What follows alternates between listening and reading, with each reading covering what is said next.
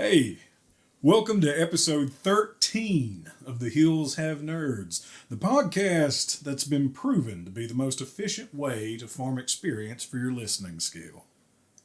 Life finds a way. Water will find a crack. And gamers will exploit the hell out of the most tedious of game mechanics if they believe for a second it's going to give them a sliver of an optimal edge.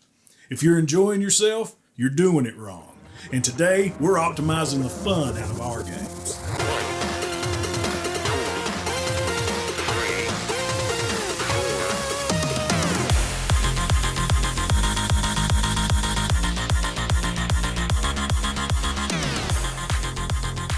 Alright, welcome to another episode of The Hills Have Nerds. I'm one of your hosts, Josh, and with me as always is Aaron.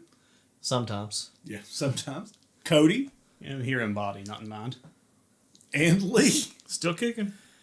Jesus. He's awake this He's time. awake today. I brought coffee. That's fantastic. Watch out, Cody will take it. I was like, I want Where's to it fist at? fight coffee. Where's it at? I need my fix. Oh, yeah, I can't smell it. I forget. I Guys, had no idea that's what it was. Guys, do you know what today is going to be? What this episode is? Optimizing the fun out of games? Well, right. Today we're going to optimize the fun out of our games, and that's going to get. I think we're going to have a lot of strong opinions on. It's our birthday. It is our birthday. This episode today. That's correct, Cody. Good for you. Do I get Good coffee Cody. now? No. Darn it. You get a million Josh bucks. Sweet. He doesn't get any Josh bucks. Oh, I keep all the Josh bucks. Oh. See, we put the Josh bucks Sure. into circulation with other people, and they bring us the Josh bucks. You ruined my day by setting my expectations. Well, good. Then my goal is achieved.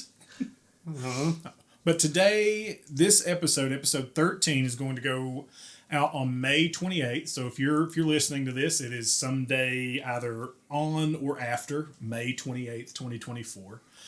Thank you for listening. No, we're By taking the it way, down after. that we are. Shut the hell up and let me do this. Jesus, this is a big milestone. Shut up for 2 seconds. You can't talk to him like that. He's 1 year old. Yeah, I don't even want to do this anymore. You know what? It's been a year. It's been a year. This is going to be the year episode's going to come out 1 year after our first episode. There you go, Aaron. Now you ruin whatever else. That's his job. He's just here to ruin things. Wild card, baby. What's that from It's Always Sunny? There's no benefit to someone just randomly making decisions, just doing random chaotic things. We don't need a wild card. Yeah, you do. You always need the wild card. We really do. I don't think you're understanding what I'm saying. Like, you're nodding. You're looking at me and nodding, but I don't think you're getting Oh, it. God. Am I the Charlie of the podcast? Oh my God! Yes, you are. I don't Yes, you think are. that's a compliment. No, it's not. No. At Which, all. I mean, honestly, if you're any of those people, I don't think it's a compliment. No, But- No, they're all terrible. at least Frank. At least Frank. That's fair. Yeah, So we live together. The trash man. yeah. You and Lee play night crawlers. So, let's bring this back. So today, this episode is going to come out on the 1 year anniversary of our first ever episode. We are celebrating a year of The Hills Have Nerds, a year of nerddom, a year of talking into yonder cans at whoever wants to listen. I just want to say thank you, everybody out there who has shown so much support to the podcast over this last year, and we're hoping we continue on as long as there are people out there that want to listen and we're having fun with it, and we are having a blast. So again, thank you guys from the bottom of our hearts. It's gotten a lot more traction than I ever thought it was going to get. Heck yeah. I honestly, just to know how many countries we're in. We're in nine countries now. Yeah. As of we picked up a new country, Lesotho, some South African country. It's a country above South Africa. It borders South Africa. And so we want to say hello to our Lesothian listeners. I don't know. Well, they're gone now. Maybe because I've just butchered the name of the country. But I honestly thought this was mostly going to be friends and family listening to us ramble on, and it's went way beyond who I thought. If it's my family, they'll listen to like one episode and went, they're a bunch of idiots. Well, I know my family did. Mom listened to one episode and she was like, "Josh cursed too much." Sorry, Lynetta. So, never listened to another episode since. Hadn't she? I don't know, maybe. We apologize to her all the time. I'm going to stop apologizing to her if she ain't listening.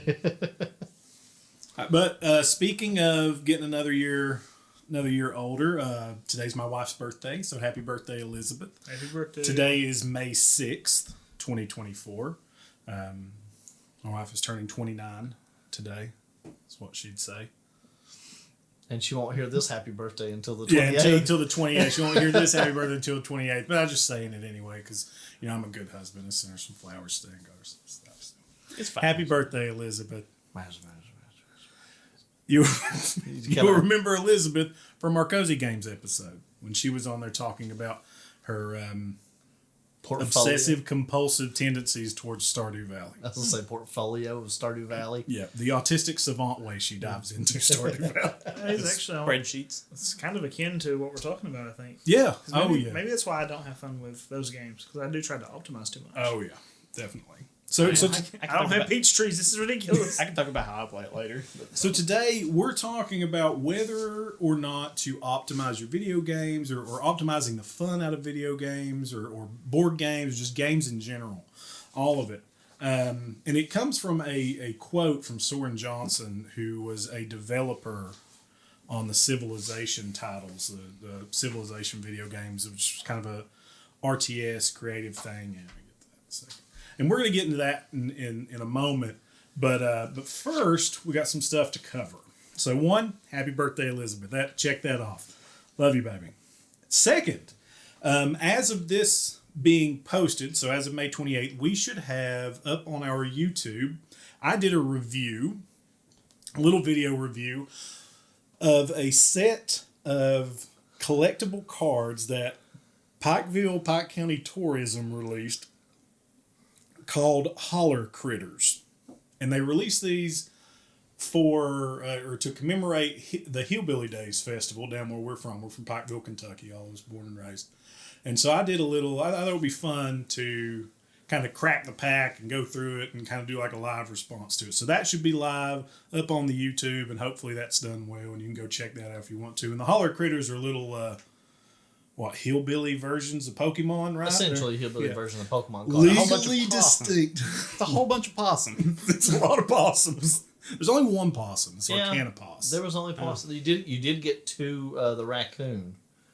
There were two raccoons. There was one raccoon, a Scrapple Coon. Well, you got two of the same one because you got a foil version. Like a foil of it, yeah. I guess spoiler. Oh yeah.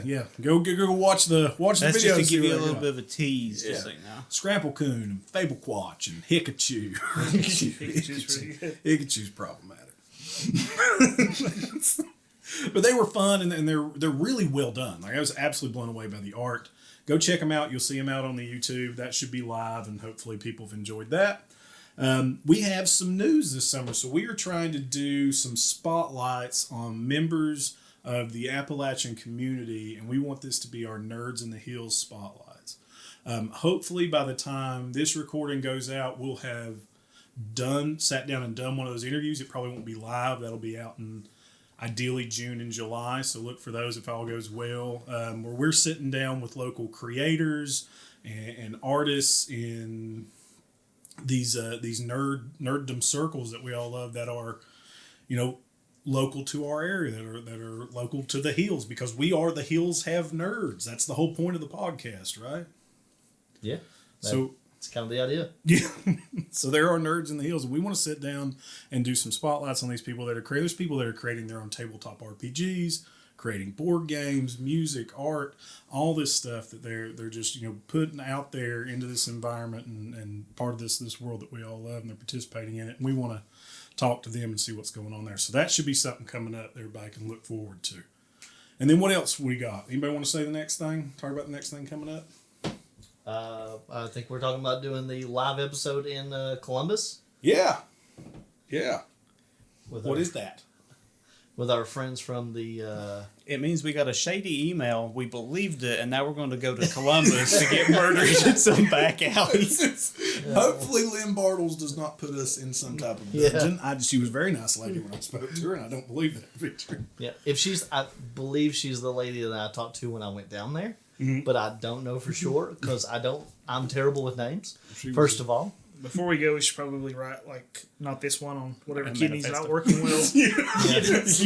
That way, somebody gets a good one at least. I just had my blood tests back, and I don't think they want either of them, honestly.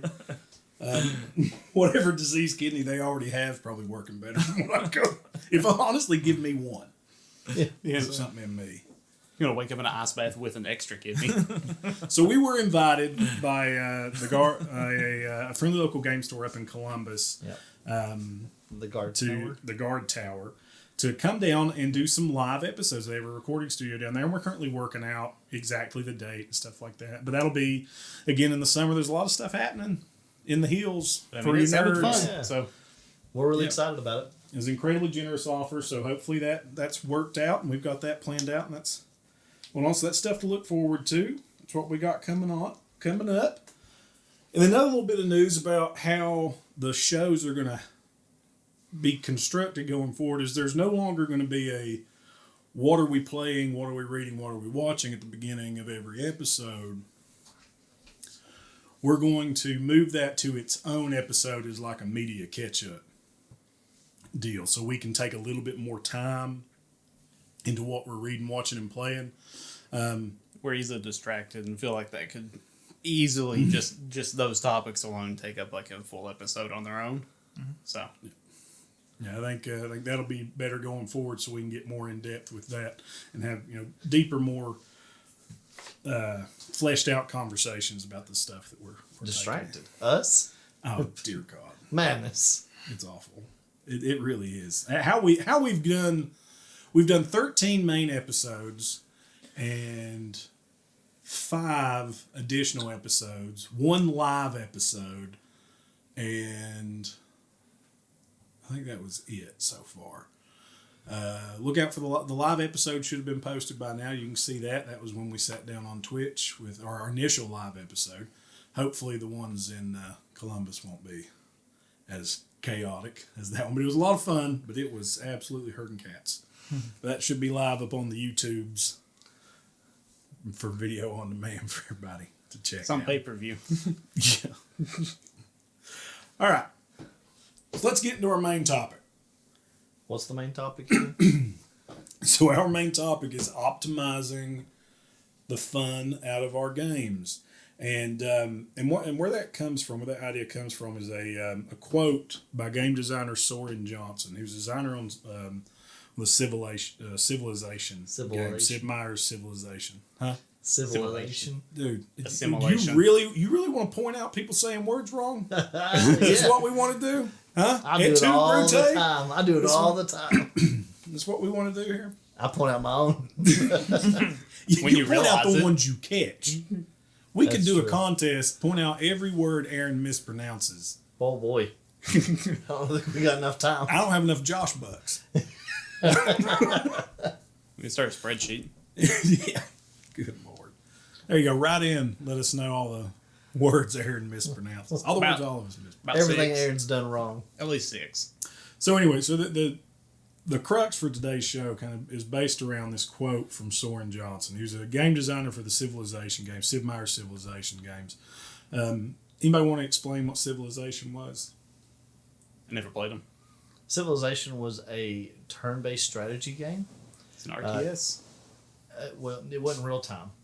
I think it's not turn-based. It's turn-based strategy. By game. nature, not real time. So it's similar to like an RTS, like a real time, except it's a hex board with turn-based, and every turn was like a day within the action realm.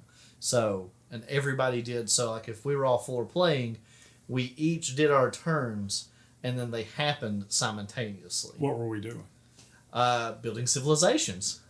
It's like farming and having people build structures, right? It You was go a to lot of war, stuff. It was you like can actually go to war between the players. yeah, and it was everything. diplomacy, war, agriculture, Researching science. technologies Yeah. and advancing your civilizations.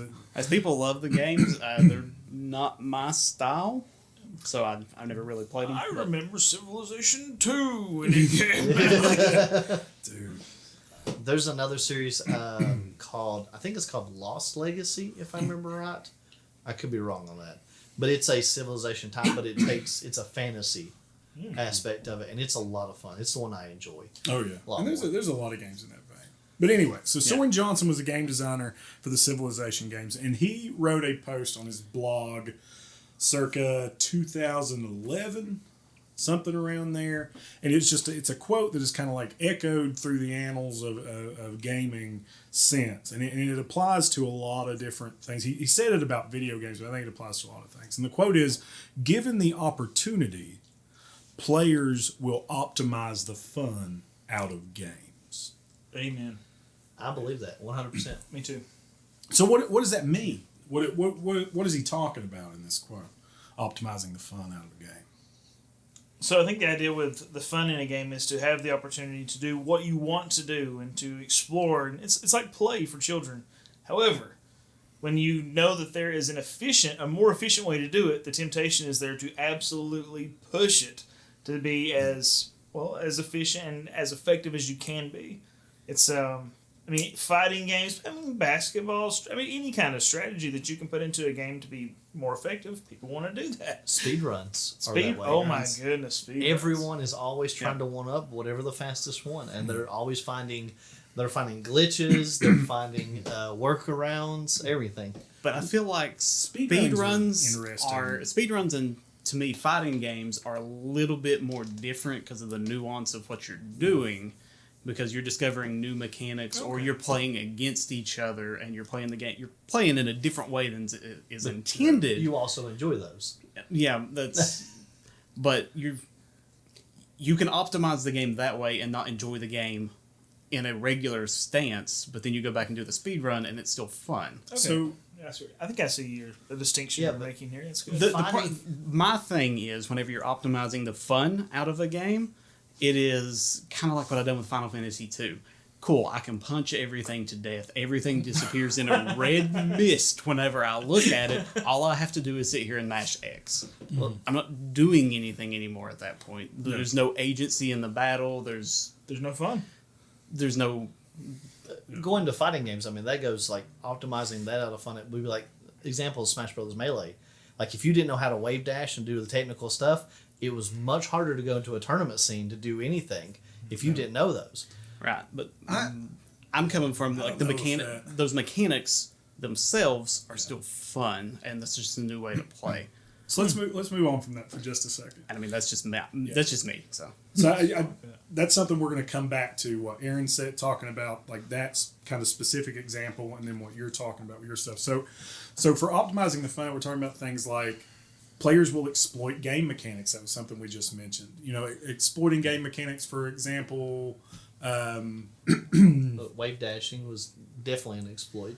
Well, there is... It literally is. It's a glitch in the game. Yeah. It wasn't meant to be there. In the specific blog for Civilization they were talking about, there is a mechanic where you would create cities for your civilization, and larger cities would require more resources, but they would generate more. But players found out that it was more efficient to create several smaller cities because you had a budget of cities you could build, and larger cities took up more of your budget, so you'd have fewer larger cities or more smaller cities. And players found out it was more efficient, quote unquote. You got a bigger return to have 20 smaller cities rather than 5 big cities, but then the upkeep on that was just tedious. Going around to every single one of those cities and trying to do all your upkeep on them was just absolutely miserable, is what players were finding. So that's an example of what we're talking about. Oh. Also, sorry, go ahead, Aaron. Yeah, I was going to say that it sounds similar to like Zerg Rush. Zerg Rush is a full mechanic in the game, but it ruined. I remember for a long time, everybody hated playing online. StarCraft. Thank you.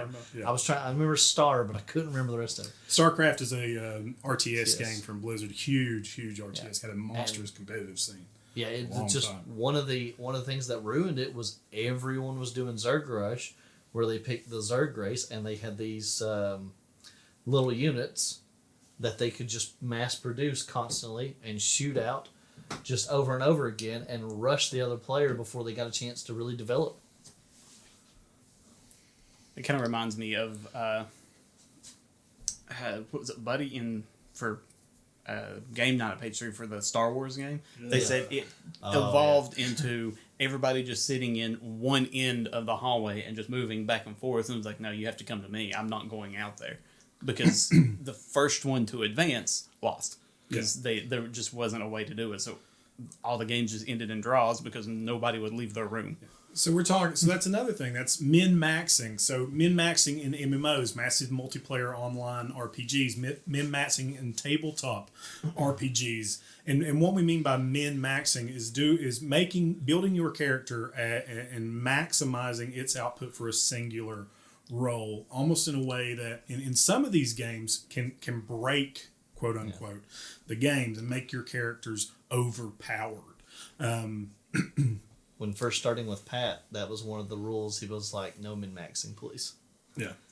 And I think some min-maxing to certain people, we can talk about this too, like min-maxing, this whole topic of optimizing the fun out of games is just incredibly broad and subjective. We're going to put that out there right now. One person's fun is not the same fun for somebody else. We'll talk about that. I figure we talk about it later. It's like between me and Cody. Cody likes Smash Brothers and he likes the wave dashing and optimizing it rather than I'm not very good at it, so I don't like doing that. Well, I think there's also a difference between I'm not good at this mechanic that this game is built around, and this was not intended for me to play it this way. There's a difference between those two. To be fair, in the Melee instance, wave dashing is a glitch in the game. It wasn't meant to be there. It wasn't. And actually, I'm with Aaron on this. Then, if that's the case, that is a perfect example of it. And it's like I said, and it's not to say that's just in Melee. Yeah, in Melee, and it just become where the tournament scene is. If you didn't know how to do those techniques, 102%. Then you weren't. But I mean, that's also a lot of fighting games evolve that way. 100%. There's a lot of the mechanics. That's the point. This is a rampant deal in gaming in general. And we talked about in our TCG episode of going to a competitive match and there being 10 decks. And that's it. Yeah. And it's if you don't have one of those decks, you aren't going to really be competitive. And that's the optimizing the fun out, quote unquote, the fun. But let's move on a little bit more. So just some examples of optimization that players, some ways that players optimize. So exploiting game mechanics, like we talked about the example with wave dashing. Just what is wave dashing? It's whenever you jump, but you have to short hop. So you have like a few frames to hit the jump button and release, and your character just barely leaves the ground. Mm-hmm. And then you have an air dodge, but you can choose what direction that you do it. So you aim your air dodge back at the ground, and your character will air dodge into the ground, immediately lose all of their end lag on the air dodge, and slide forward or backwards, whichever way you're doing, and can act out of the slide. So you can do a move while you're sliding. So you can do like a sliding up smash, which would kill somebody, and you could actually move forward, and it's actually faster than just dashing forward or dashing backwards. You're just moving faster than anybody could who wasn't wave dashing. Yeah. But that also creates, now I'm doing 6 inputs to do this one move rather than just 3. There's an example of that in Season of Discovery for World of Warcraft, and that was in Classic WoW, and they actually put it in as a feature now. And what it was is paladins had these blessings they could cast. And in Classic WoW, and original World of Warcraft, the blessings lasted like 5 minutes. But there was an overlap period. So what would happen is if you were a paladin and you timed it right, and you hit your blessing, you refreshed your blessings on certain people, or on your party members at certain times, you could kind of blessing weave and end up getting the benefit of... We can pause if Aaron's trying to get out of the room to go grab something to drink. And it's like a bull in a china shop. Excuse me. He's the smallest one, too.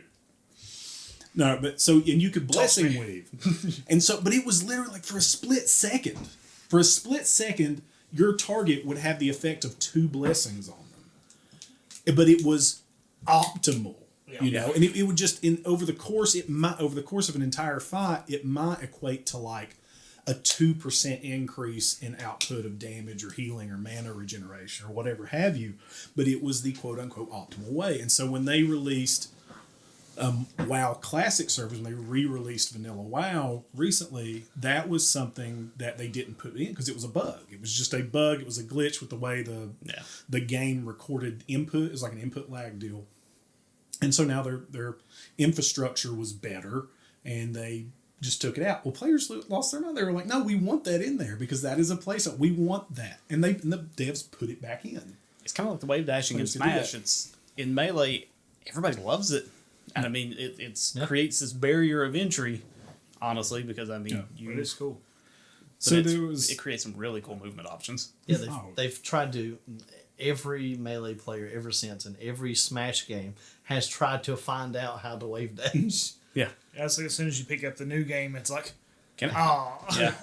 So we talked about stuff like that, like exploiting game mechanics. We talked about min-maxing is building the perfect character. So that may be, if I'm sitting down and play Dungeons and Dragons and I look and I'm like, I'm going to take nothing but combat feats for my barbarian, even though some of these role play feats of like talk to animals or stuff like that, they're not affecting my barbarian's damage. Like they're not affecting my actual crunch. Right? We talked about crunches, roll dice numbers, stuff like that.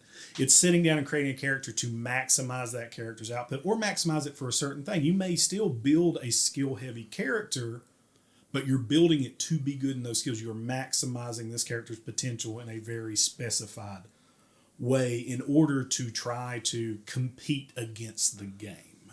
Oh, yeah. I remember there was an occasion, I have a friend of ours who we know. We don't know.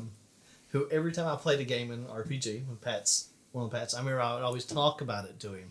I'd be like, oh yeah, I'm playing this and I'm doing this and that. And he'd always be like, why aren't you doing this instead? Why aren't you doing that? And, oh yeah, dude, I've been that person. There's nobody at this table that's not been that person. And yeah, I've done it a time or two. It got to the point where I was like, well, because I want to have fun. That's why. What? Fun? Yeah. How are you not having fun if you're not winning? Fun in games? Blasphemy. Big numbers, fun. Makes me sick. Impossible. Disgusting. I mean, Fun, role big play numbers fun. I fun. guess goes to the next one, like grinding, like over grinding, because I mean that's Yeah. RPG fans are just. I love watching that number go up. Oh, you got to fill the bars. The most efficient way to fill the bar is the way I need to fill the bar. Lee, you'll get a kick out of this. Do you remember how to level your swimming in EverQuest? No. Is it swimming? You just go against a wall. Yeah, And hit that- unlock. Is that fun? Like, are we having fun? Like, so in EverQuest, I've got my swimming up to 101. Yay! It's like I've got mine at 300. I was AFK. That's so Morrowind is like this too. I was going to say Morrowind was what I'm going to bring up. Those are places that you could go and you would be close enough and you could just put a rubber band around your controller and just crouch and sneak in a circle forever and you just level your sneak up. Well, that's like, I mean, Does that still work? For Morrowind, probably. I don't know if it does in the newer ones. so EverQuest, old school MMORPG, again, massive multiplayer online RPG. One of the OGs, absolute OGs, and we want to do a nerd out on EverQuest at some point because that means a lot to at least a couple of us. Here. I think it's 20. It's not me. No, wait, 18 days to the new server. Yeah, it's a new TLP. I remember back in the day when It was good knowing you guys. Jordan and Zach would be like, hey, you want to play EverQuest? And I was like, no thanks, I don't do drugs. But So thanks, I'm going to go play RuneScape. Yeah, but the RuneScape too. RuneScape's another example of a game where when you did something, a relative skill would level up. So like taking damage, defending would raise your defense, attacking would raise the attack or whatever weapon you're going to, and you could raise your swimming skill, and it would translate to swimming faster, being able to hold your breath for longer in the game. Well, actually, to level your swimming skill, you had to go swim. Well, just going and friggin' swimming's kind of boring. And all fun was an illusion. Yeah, and the intended way to level your swimming up was to go on adventures with your friends to the underwater zones or these different caverns or go fight gill goblins or whatever. The 15th time we visit Kedge Keep will be wonders. But what we would do is we'd go to, what I did is I went to Kunark and went over to where the warrior trainers were, and I jumped down in the water, and I faced myself towards the corner, and I hit numlock, and I walked away from my computer. Yeah, Palace. Yeah. And then later on the first TLP, when I did it in Plains of Knowledge. Turned on sticky keys and go. And Pokemon, Scarlet and Violet. There is a ribbon that you can get on your Pokemon called the Friend Ribbon, and you get it by having that Pokemon's friendship maxed out. And every 10,000 steps you take with that Pokemon in your party, you have a 1 in 100 chance of it gaining that ribbon. Do you know what the most efficient way to get that ribbon is? Rubber bands. Rubber bands on your controllers, setting it down and walking away. That's the way you do it. But I want that ribbon on my Scizor. I wanted that ribbon on my Metagross. I have that ribbon on my Scizor and Metagross. There might have been a rubber band involved. There 100% was a rubber band involved. I didn't even know that was a thing, and I have it on Gardevoir. Yeah, I had 4 or 5 Pokemon that I had one that I barely played with, just had it in my party leveling it up, and it got the friggin' ribbon. Yeah. But Scizor never leaves my party, and it still hasn't gotten it. So there's that. And we're talking about grinding, farming, over-leveling. Jeez. So there's a... What is grinding? Lee, what's grinding? Just doing the same thing over and over and over to get experience. I mean, in the sense of, really for anything. You can grind for resources, you can grind for experience, grind for whatever. But it's just sitting and doing the same thing over and over. Mind-numbing.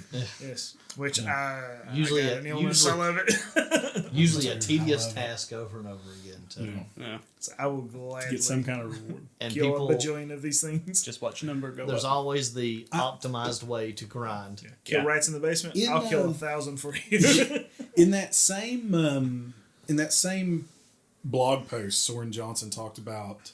It was really interesting that we as players of games do not value our time enough, or that we undervalue our time because we take paths like that where it is the path of least resistance, where I could go do this thing that's high risk, because he talked about building games is creating situations where it's risk versus reward, right? We want players to progress through, we want players to do this X and Y and go on and do this stuff, but we have to give them an appropriate reward to do it. It's the whole Skinner box of video games that we play in. But he talked about players when they're trying to min-max or optimize their playtime, they undervalue their time by doing things like grinding or taking that path of least resistance, whereas I could go fight these orcs over here and they give me 500 experience apiece, but there's a decent chance I'm probably gonna die when I fight them, but it's an actual fight, versus I could go fight these snakes and they give me 25 XP apiece, but I can kill like 10 of them or 20 of them in the time it takes me to kill one orc and then regain my health and set up. So it's that type of deal. It's kind of like the Peninsula of Power in Final Fantasy 1. You heard of that? Mm-mm. There is a peninsula that sticks up on the first continent that almost touches the upper continent. And if you go and learn the fire spell for your black mage, he can cast it and it hits everything in the enemy party, and you can go up to the top of that peninsula and just walk back and forth on the 2 blocks, and it'll give you fights from that next continent, which you're not supposed to be there yet.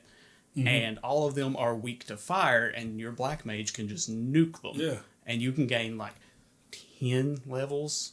When you're supposed to be going through the game and experiencing the content in a linear fashion, no, I'm going to go do that so that when I go through the game, it's a lot easier and I don't have to worry about it. Well, what the hell's the point of playing the game?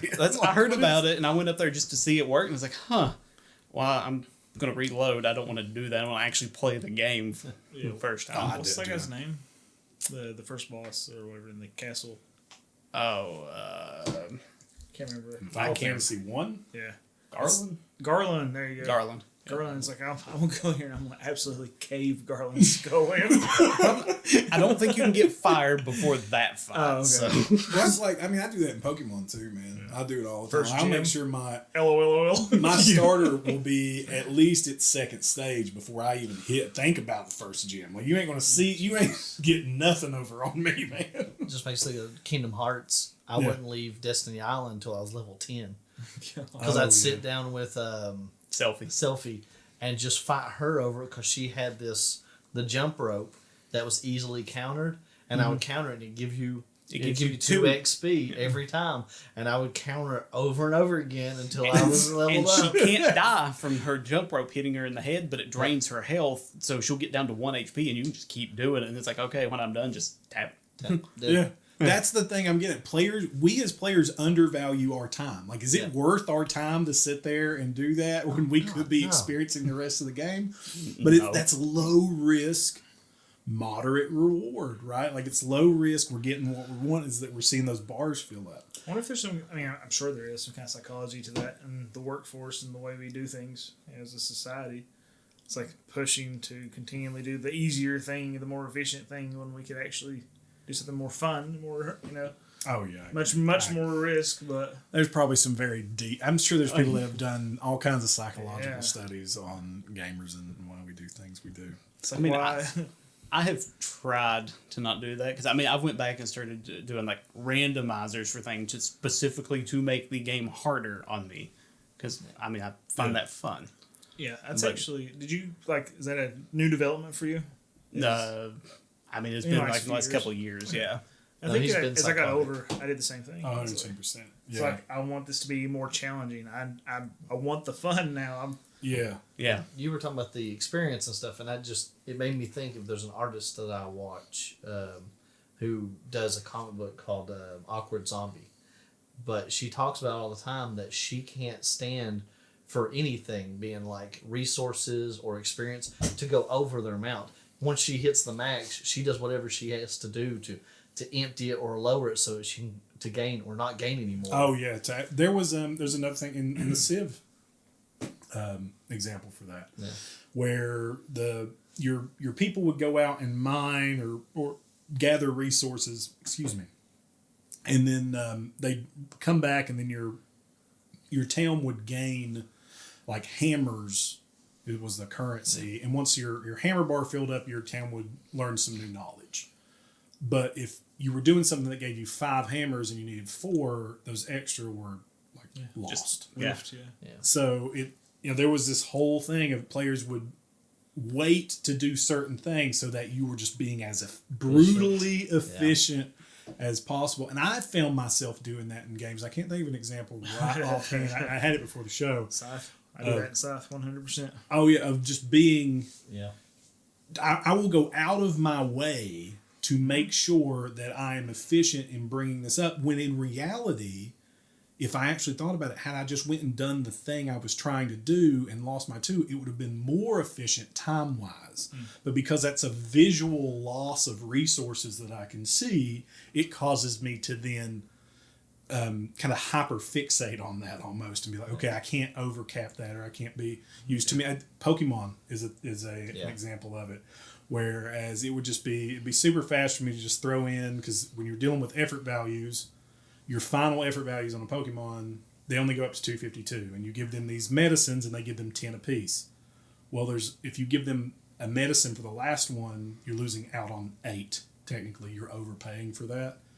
And I got the money in my Pokemon game just to buy as many as I want. It doesn't matter.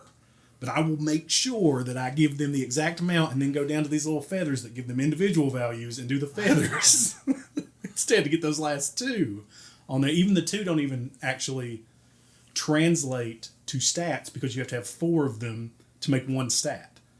So once it hits 252, we'll see. They can go up to 256. That's what it is. Or they go up to like 254, and those last 2 don't translate. That's what it was. Yeah, so I didn't learn about this stuff until like just recently. When it's so much easier now. You used to have to. God, the stuff you used to have to do to effort value train Pokemon, man, was insane. I'm glad I wasn't into it then. Oh, it felt so good though. But you talk about being just efficient neckbeards about it. But so Lee, you talked about So another example I brought up is solved quote unquote board games. I actually didn't know Scythe is like a solved board game. What's that mean? So solved means that there are when like say I start as, and I can't remember the exact name. So say I start as the lady with the bear. Yeah. There, and I start in a certain area of the map. There is a most efficient way for me to plot. Oh, so you can just memorize it. And that is if I go here. Oh, that is that. That is the way that I can be the most efficient. And 9 times out of 10, unless you're playing with people that know their most efficient pathing for their certain character in their certain spot, you're going to win that game, because that is the most optimal route for you to go. And there are multitudes of routes. Now, there are things in Scythe specifically where there is some randomness thrown into that, but there is still an optimal like solve. Yeah, that kind of reminds me of the Resident Evil deck builder. Sheva, one of the characters, she has an ability that she can. I think she uses less ammo to power her rifles, or whatever. She can get her rifles doing 50 damage apiece. Yeah. And it only takes 90 to kill the big boss in the deck. And once you kill that, game's over. And she can optimize her deck to the point that there is only 5 cards in her deck, and she can just pick it up, lay it out, I'm doing 100 damage, flip it over. And is that relatively, like, is a set path that you can repeat that every game? As long as you lay out the same items in the middle for her to be able to buy, you can do the exact same thing every time. Kind of like, again, someone we all know has talked about Monopoly, and they're like, every time I play, I just buy the orange. He was like, it's the most optimal, everybody lands there, and he's like, I always win because I always buy the orange, and it's like, why would you just ruin a game that way? I know people who say, well, that game's too easy or something, or I always win at it or this, right? I'm just going to pick this, and this is going to be the way that I play, so I don't want to play that anymore. Well, just don't play that way. And great example of that, and we can talk about this in a second, Cody, because I just thought of another example. We talked about this the other day with Phasmophobia. I was talking to our friend Nathan the other day. He was talking about some of the Magic players down there that some guys just don't want to play Magic anymore because there's a certain card when they come down and play Modern that people use, and they go, well, we don't want to play with that. Well, they're all just don't use that card. We don't understand. It's not like, well, it's a... Oh yeah, the card games. But I get it to an extent. Like I get it because I'm that person too. Well, we played Force of Will, and it got to where there were 2 decks coming to tournaments. Yeah. Like I'd always throw something together and try to do something fun, but it got to where everybody was playing one of 2 decks, and it was the top 2 decks. It was like, well, what fun am I having when I get to play the same deck 3 times a night? Rather than and I think there is some nuance to the competitive scene for things versus like a cooperative setting, like a tabletop RPG or a little bit, or like something that's not like a tournament. Like there's benefit to optimizing for tournament play, right? Like I'm not going there I'm going there to win. That's my goal. If I'm going to compete in a tournament, I'm going to try to win. So I want to be optimal. But if I'm just sitting down with you guys and we're playing a game, like, why? What benefit does it give to me to make to be so optimized that my other friends don't have fun? Yeah. Unless we're all doing it, right? I get that. Yeah. It's engine building is one of my favorite board game styles. Yeah. I think that's kind of what the whole thing's about, isn't it? Just optimizing your engine, Yeah. Oh my God, I've got it. I've caught it. That's my favorite sort of setup. If you're playing those, it's still like a competitive setting because you're competing against everybody. So. Yeah, like Scythe, man. Scythe is a lot of fun. Yeah. I love it. I have no idea what the I love worker placement games and stuff like that. And that's what that is you're placing your workers, you're getting the most optimum thing. And that's fine. And I get it. It's just when people take it too far, like Josh was memorizing the best path to go to this, and it's like, man. Yeah. Yeah. That's too much. There's some stuff I want to talk about, but it might be farther along. So do you want to move on to this encouraging others? Yeah, this is a really free form chat. I think we can kind of start bringing in. However we want to progress this down, because this topic, this idea of optimization of our games, it's heavy. There's a lot to it. It transcends genre of game. It transcends like type and physical versus digital. Every game. Every talking point feeds back into the next one too. We have an itinerary. If we don't follow it, Josh hits us. I made show notes. This isn't efficient enough. I have to type them in an order. I can't make it friggin' circular. It's gotta be in an order. All right. So what would you want to move on to? Encouraging others to be optimal in cooperative games. Yeah. So that's a mentality too. And I do it. I really do. I'm glad you brought that up, Lee. I've done it a time or two. I try to catch myself anymore. So what do we mean by that, Lee? What do we mean by encouraging others to be optimal? It's when you may know a strategy that somebody else doesn't quite pick up, or they've not chosen, but hey, that's more efficient than what you're currently doing. So why on earth would you choose any other option besides the one that gets the most crunch? Sort of idea. Or, when we're playing Champions and Josh is like, well, hold on, you can do this instead. Now, see, I don't mind to do that to you because you've played long enough. And if we're sitting down and playing an expert game, I'm trying to win. I don't give a shit about your enjoyment of the game. Now, if we're playing with somebody who's new and we're playing a standard game, then I have to try to curb myself. Optimize. You should know better. You should know better than to do that. That's funny. It's hard not to do that to people. It really is. To some extent. Like, especially if you're playing cooperatively. Because it's like, if you're intending to win. I'm thinking about Heroes of the Storm right now. There's just people, that you get yelled at in that game. I guess it's any kind of MMO, any kind of team game. It's like, why would you choose to do this when you could easily do this and it would help so much easier or make this so much better? Oh, you see it all the time in MOBAs. And MOBAs are multiplayer online battle arenas. So that's League of Legends, Dota, Defense of the Ancients, Dota, Smite. Heroes of the Storm. Heroes of the Storm, what we talk about. And there's some others. There's a Pokemon one. Oh, yeah, Pokemon Unite. Pokemon Unite. Yeah. What was the one we played the hell Omega Strikers. Omega Strikers. Cool. Yeah. I got so mad at Chris that he got mad at me and yelled at me one night. He did. Do you remember that? I do. When I was giving Chris so much crap for being bad. Oh, my God. I love you, Chris. And then Chris never played again. Yeah, he really didn't. Just really about didn't. everybody quit. Not long after that, and I was the only one that played. He told me it was because of you. Was it? No, he didn't. Really? I'm kidding. Thing that I don't know that I know anybody that I play games with that has never done that. I don't either.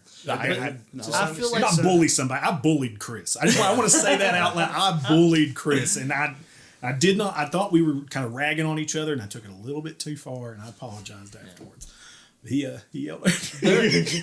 There is a difference between encouraging others to optimize and commanding. Yeah. Have you considered this option? Or some people why would you choose that? How many times we sat down? Sorry, go ahead. I was going to say I've just tried to pull it back and wait for somebody to ask. What do? I don't know what to do. Yeah. When we play a cooperative game, most of the time, 9 out of 10 times, I'm always like, hey guys, I think I'm going to do this. How's this sound?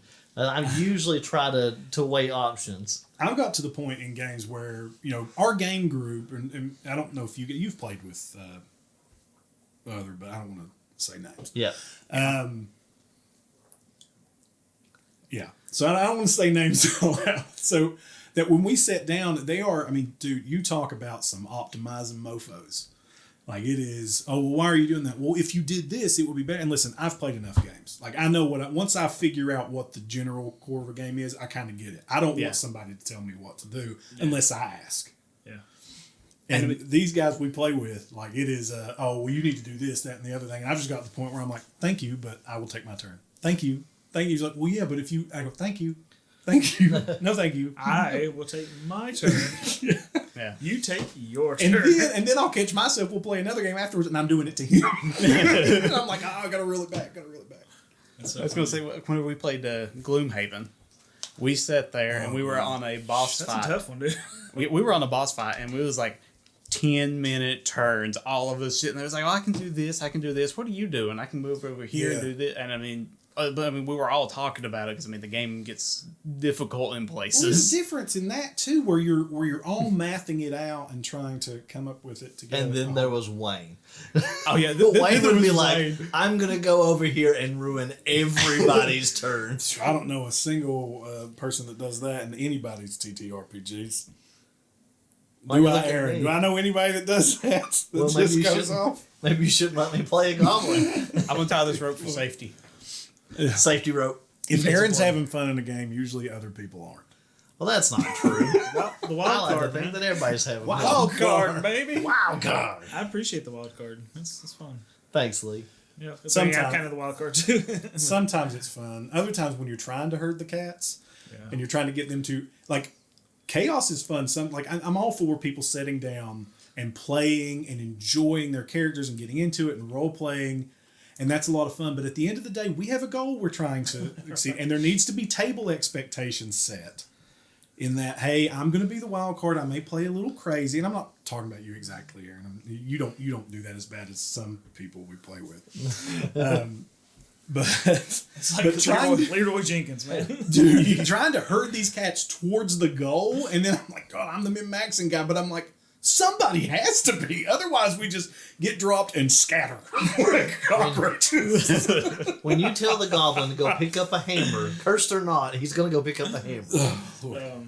So we played a D&D campaign at We some did. point, and Bigger and yeah, Diamond. and one of the things that I remember thinking about min-maxing or whatever being in that sort of situation is Pat was like very clearly wanting us to fight this Drake, and everybody was taking my turn for me. It was like, no, we're going to sneak by this Drake, and he was like, are you sure? The Wyvern.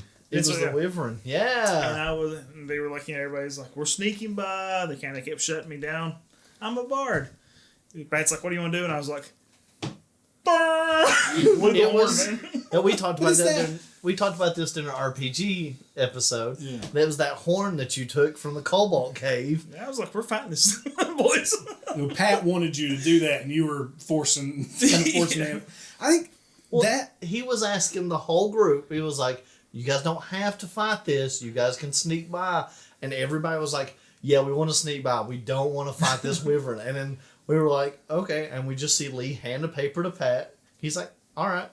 What are you guys going to do?" And we're like, "We're going to sneak by, right?" Everybody's sneaking by. So we start walking, and then Pat, like, all of a sudden you hear, "Murr!" All right, I think we're getting off topic a little bit, because that's not quite optimizing the game. That's what I'm taking turns, like trying to play Taking someone turns. else's turn. Yeah. Yeah, where there's to an extent, like that example though, I would argue that's more like the social contract of a tabletop RPG, where the group is saying, "Hey, like you three want to do X," and I'm the holdout, and I'm going, "No, I don't want to do that." That's fair. And then I'm forcing the group's hand, even though the social dynamic is the majority would rather do this. Like, I do feel like there is some give and take there, where there has to be an open discourse. And if I'm the odd man out, if I'm 25% of the group and 75% wants to do something, then, man, I need to just go with the group to... Unless the group dynamic... Like, and everybody knows how their friends play. When it's like, oh, that's funny that Aaron's Goblin went over there and did that, and we all want to do this. Oh, how whimsical. And then there's a situation where, like, dude, that's just frustrating. Like, we're trying to do this a certain way, and you're literally... just You chose the wrong you're talents. throwing a wrench into the gear. I don't want to mention names again. No, we're So I'm not going to. I'm you saying, know who you are.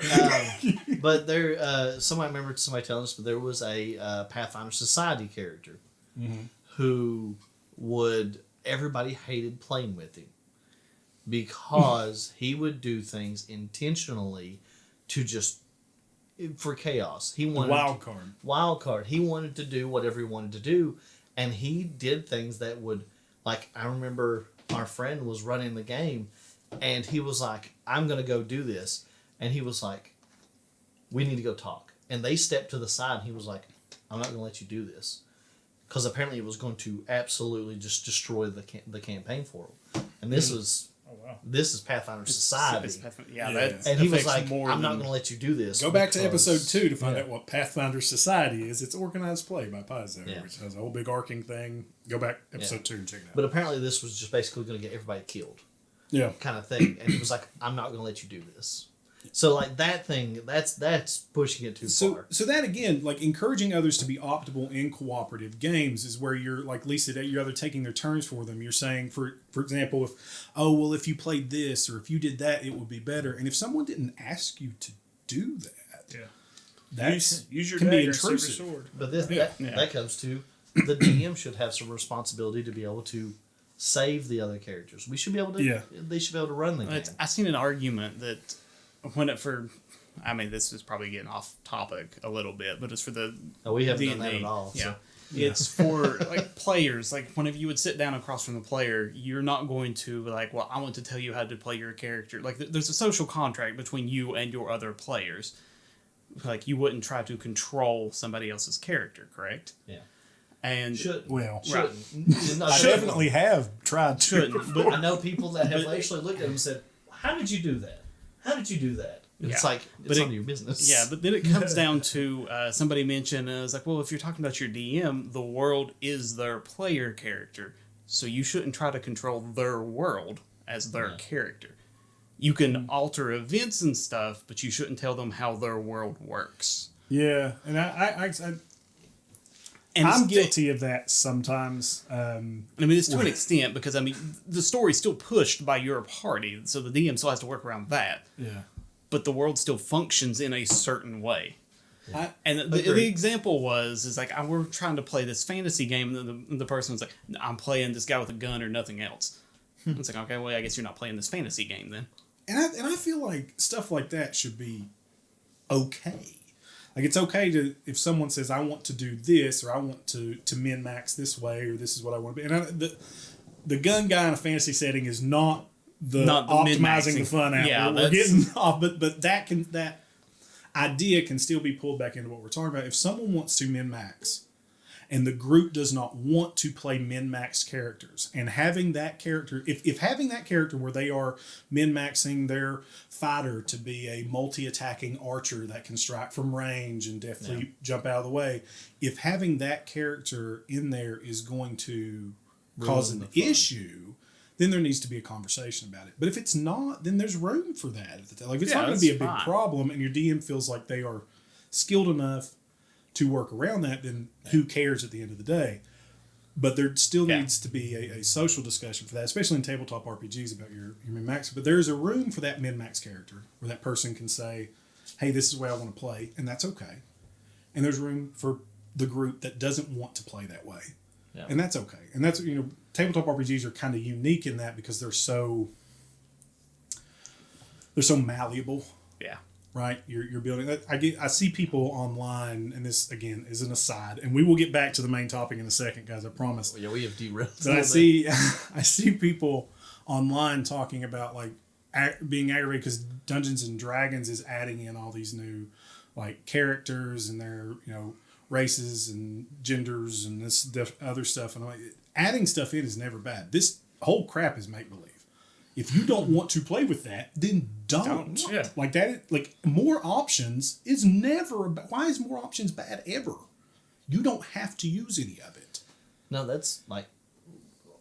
Again, this is off topic, but that's my favorite thing about between Pathfinder and D&D is Pathfinder had so many other options and things, but that's.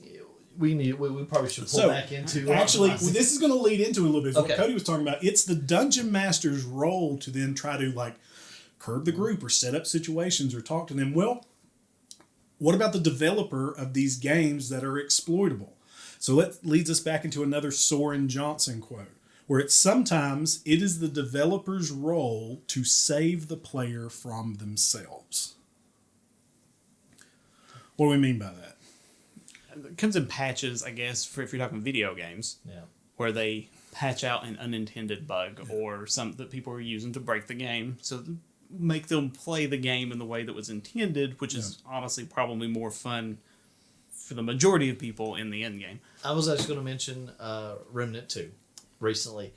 They came out with another patch and they nerfed a bunch of stuff and buffed a bunch of stuff, and the community has been complaining because they nerfed some of their stuff that they used before to, run through the game. And now they're like, oh, why'd you nerf this and why'd you nerf that? It's like, because they noticed that everybody's using that gun. Everybody's doing that. And that's a problem. And they want people to use other things. Yeah, that's why those other things are in the game. Developers have to save us from ourselves. Yeah. I agree. But they can go too far, as in Smash Brothers Brawl. Sakurai didn't care for the competitive, so he removed wave dashing entirely because he didn't like it. Now you can't even angle your air dodge anywhere. It's just dodge, and then you go to free fall and die, which I mean you wouldn't melee too. But then he included tripping. The better you are playing, the more often your character will trip. The more you are running, the more often your character will trip. It's kind of like a handicap. Yeah. Include a handicap. And it's he wanted it to be a party game, and he didn't care that people were playing competitively. So he did that to try to knock the competitive down scene a little bit, and then the party game people were playing, and it was like, I'm falling over all the time. This sucks. So it wasn't fun for anybody.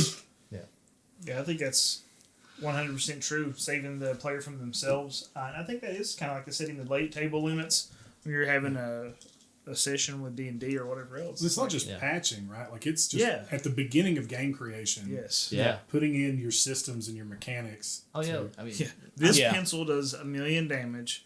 This sword does 10. Why would anybody ever choose the sword? Yeah. You know, and so it's like I have to balance my game in a way that there's options for people to not play the same game the same way every time. It's boring otherwise. The first time we played with Pat, that was one of the things we sat down. He was like, "Listen, you're going to get out of this what you put into this. We're going to, have to learn how we're going to play, and that's how we're going to play." I mean, it's... Yeah. There is a vision. So every game developer who has ever made a game has a vision for how we are going to play it. Yeah. Every game that has ever been made has been played in a different way than that developer's vision. Oh, yeah. Gamers, we as a creature try to break things. That's at the beginning of the episode, water finds a crack. That comes from the Soren Johnson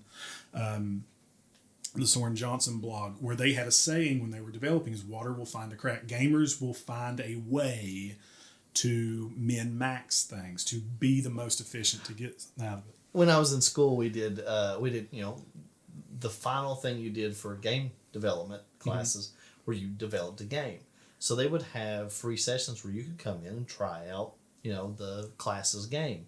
And I remember we did one at FPS, and we were playing around, and we found, and I can't remember what we found. We found something, but I remember the team come over and they were like, "How'd you do that? What'd you do?" Dude, it happens all the time. It like unforeseen stuff, because it's when you're releasing a game to the masses, especially on the scale that some of these AAA titles and stuff are released at. You have millions, thousands upon millions of people doing this. That you can't. The best Q&A in the world can't anticipate that, and especially with board games that release expansions, or Marvel Champions, our living card game we love that continues to release expansions. They have thousands of cards. Yeah, it is not realistic to expect these people to know every single interaction with every single little thing there and still demand new and fresh content. It's just not if for a reasonable price. If each box was $250 a piece, then maybe they could afford to hire 16,000 Q&A testers. But, yeah, I think for anyone who's ever DM'd a game of anything too, they're gonna do. It's like you can set up whatever you expect. You have a vision of what they're going to do, what your players are going to try, and then it's like, and then they're drinking muddy water in the corner of the cave, and I'm like, stop, go somewhere else. Oh my God, that is happening right now in a Call of Cthulhu game that we are playing with Aaron. I thought you were talking about us just derailing the conversation. Oh, no, come back. We derail the conversation all the time, but it's happening right now in our Call of Cthulhu game. It is. It really is. Not as bad as I thought it was going to, but I'm having to improv a little bit. Our friend had that same situation, and he kept complaining. He was like, "Man, I had this whole plan of what they were going to do, what the scenario was going to be." He was like, and they spent the whole time talking to this one NPC. Oh, yeah. And I was like, man, whatever you think they're going to do, they're not. They're absolutely not. That's what I love. I love that about tabletop role play. Yeah.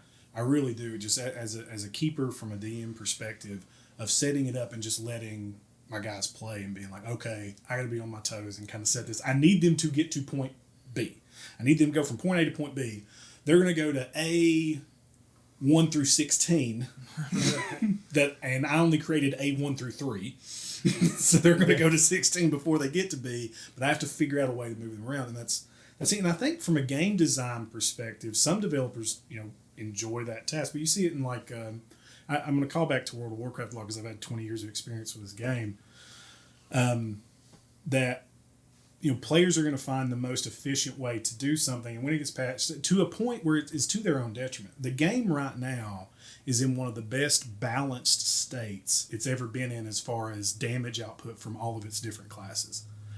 However, you will still find groups, because there is one class that does like 5% more than the next highest, like whoever's at the top, there's maybe like a 15% difference in damage output from the absolute bottom class to the top. And that's like tool assisted top, right? Oh yeah, they have number theory. Yeah. It's like, well, this has the highest DPS theoretically. It's like, yeah, but you're not playing like that. And there are people that will look at those, and that is the best state of balance this game's ever been in. It is, everything is viable in all content. It's crazy. First time ever, or the first time in, I don't know, over a decade that a feral druid has been in the Race to World First group. Like, the Race to World First groups were so diverse.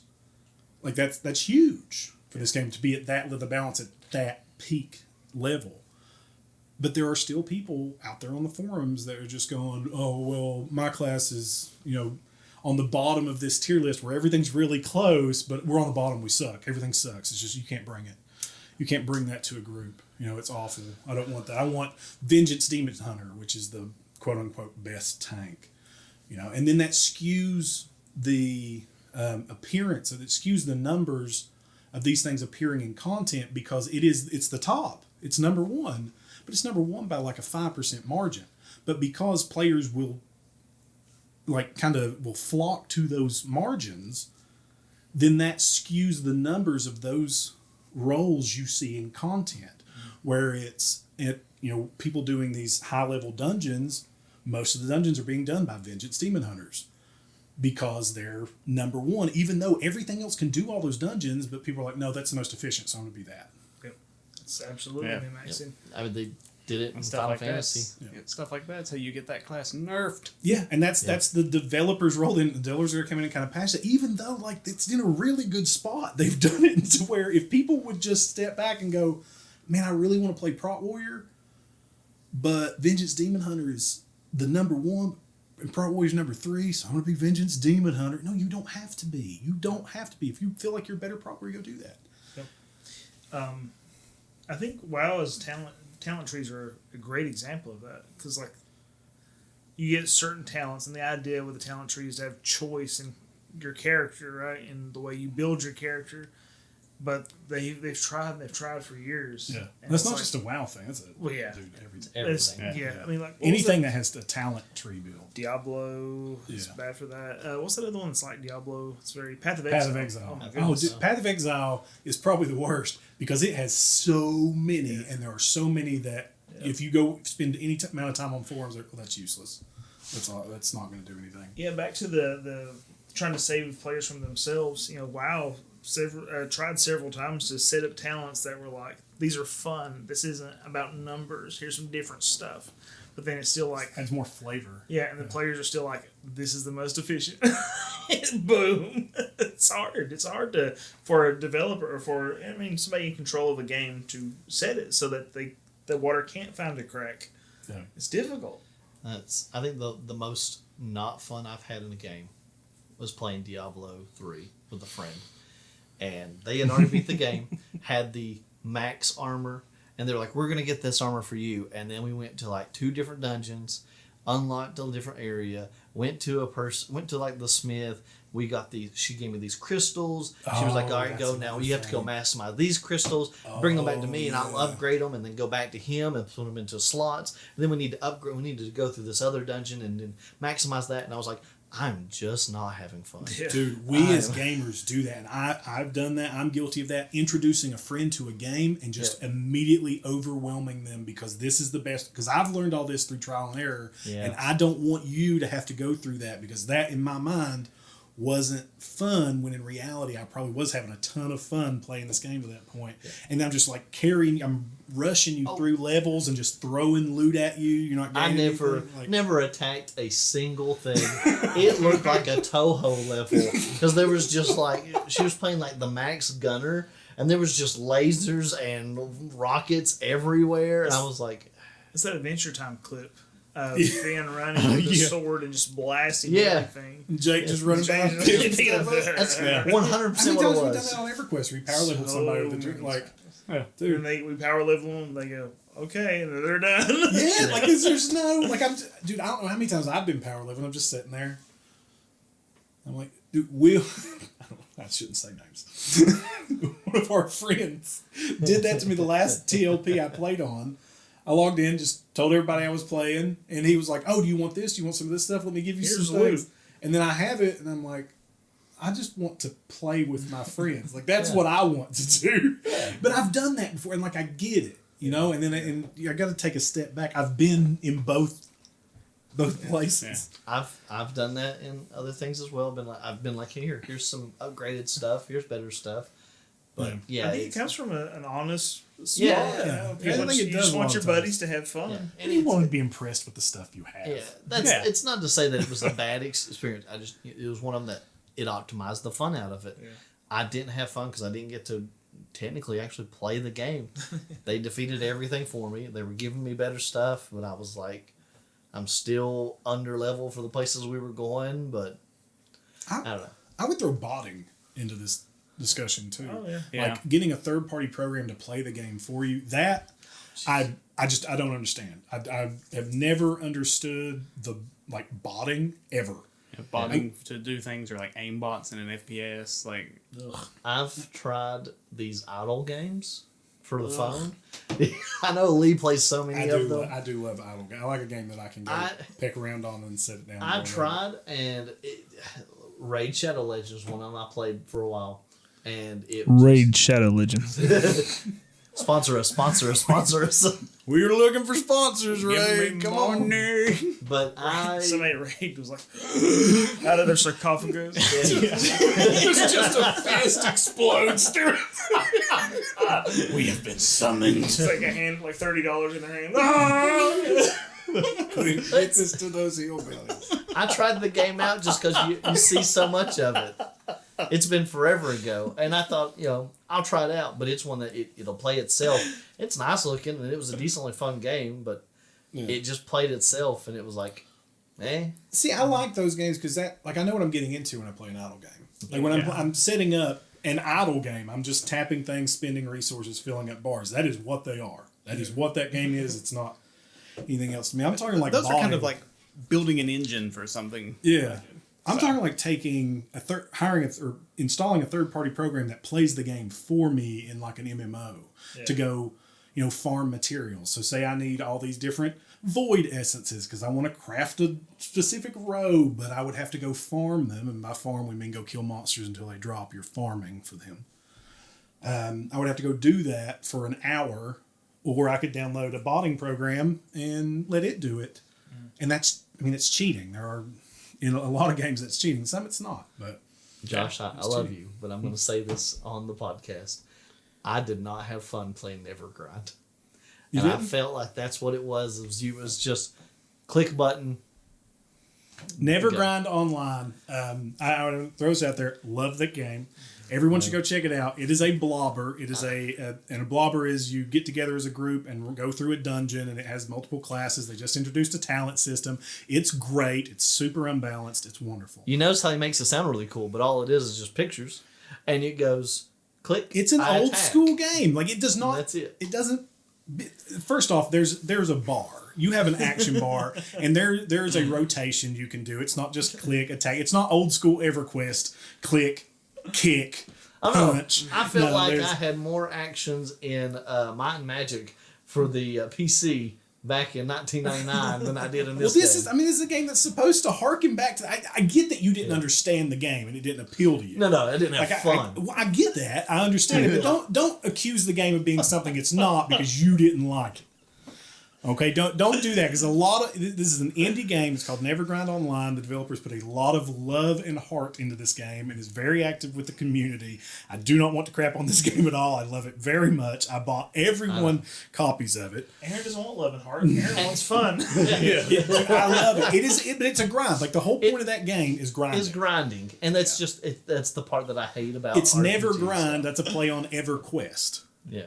And there's, if you like the game, more power to you. My whole love with like the old EverQuest or Camelot, those games was getting in a group, sitting up next to a tower, and having our monk go out and pull 3 mobs to us at a time, and then we sit there for 6 hours killing monsters in a desert in the same spot. And God, it was amazing. It was the most incredible gameplay ever. And all I seen was we defeated Red Demon, and then Green Demon, and then Blue Demon. Well, I didn't carry you through it. We all had new characters progressing through. Yeah. And it was just, I felt like we were just sitting there and we just went, attack. That's the point, though. The point is to sit there and have a social interaction while you're killing monsters. Yeah. And I don't know. when we hop on and we play games, there's always everybody's like, I don't know if I want to play this, I don't want to play that. I've never said no to a game, and I just did not have fun. Personally, did not have fun in that game.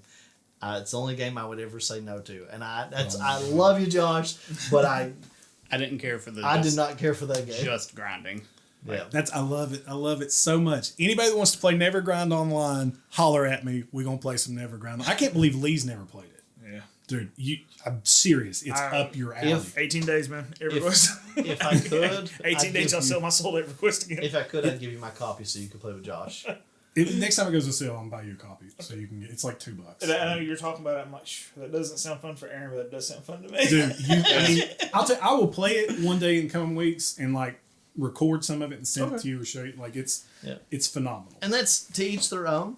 I strongly believe is not, there are different people like different things, and it just wasn't for me. It is not like an active game. You do not have like an avatar running around doing things. No. Your character is a picture at the bottom of the screen. Yeah. And your group's running through, and then the monsters come up and they're on the screen. Think of it like Dragon's Quest, where you're moving through the not Dragon's Quest, Dragon's Lair, where you're moving through the dungeon, you're taking rights, left, and stuff like that. And then the monsters come up, the monsters move, and you hit your rotation. You have like a 12 key rotation. It's action systems very similar to WoW. But you go through, anyway, we're talking about optimizing games. Yeah. I think that's a good segue into, are we playing these games wrong? Yeah. Absolutely. I mean, we're optimizing them to get the most out of it. I think a lot of times you are. I think we as gamers are, as much as you can play a game wrong, I think we are playing them outside of the realm of the way they were intended to be played. Yeah, I think that's it. Like when you think wrong, it's like it's outside of this is not what the developers intended for us to do with this. I'm still having fun. Right. That's what I'm still an advocate. If you and everybody you're playing with is still having fun, then no, you're not playing it the wrong way. It's like you probably shouldn't smoke poison ivy, but you can. It's an option. You hear that, kids? You can smoke poison ivy.